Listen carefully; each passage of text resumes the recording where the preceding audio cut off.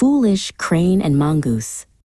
High in the branches of a great banyan tree lived a crane named Sarasi. It was a beautiful home, but Sarasi's heart was heavy with sorrow. For in a dark hollow at the foot of the tree lived Kalia, a wicked black snake who each year would slither up the trunk and devour her precious, newly hatched chicks. One day, as Sarasi wept by the water's edge, a crab named Karkata scuttled near. The crabs and cranes were old enemies, but Karkata hid his malice behind a mask of concern. "Why do you cry, noble bird?" he asked, his voice smooth as silt. Sarasi told him of her plight. Karkata clicked his pincers thoughtfully. "The solution is simple," he whispered. "Not far from here lives Nakula, the mongoose.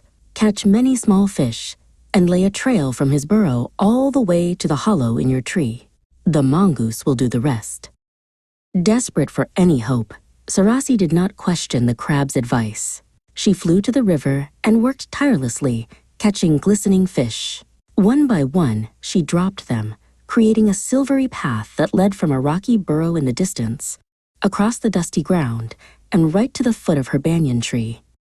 Soon, the scent of fish reached the burrow of Nakula the mongoose. His sharp nose twitched, and his bright eyes gleamed. Peeking out, he saw the first fish, then the next, and the next.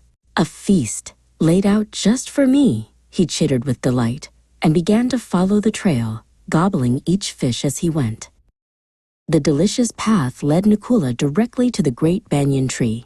As he swallowed the last fish, he caught the scent of his mortal enemy. From the dark hollow, Kalia the snake emerged, drawn by the commotion. The two foes faced each other, hatred in their eyes. The battle was swift and terrible. With a flash of fur and fang, Nakula lunged, dodging the snake's venomous strike. He sank his teeth into Kalia's neck, and the wicked snake lay still.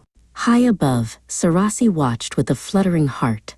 Her enemy was vanquished. Her future chicks would be safe.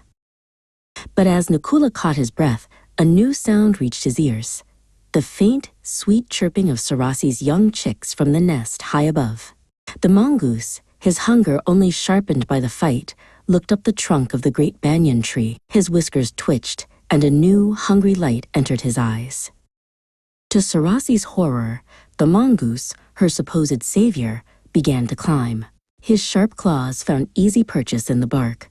He scurried up the trunk with terrifying speed, straight towards her nest. Sarasi shrieked in terror, but it was too late. The mongoose had found a new source of food. Having finished her chicks, Nakula found the banyan tree to be a fine new home. And in time, he hunted and ate not only Sarasi, but all the other cranes who nested in its branches.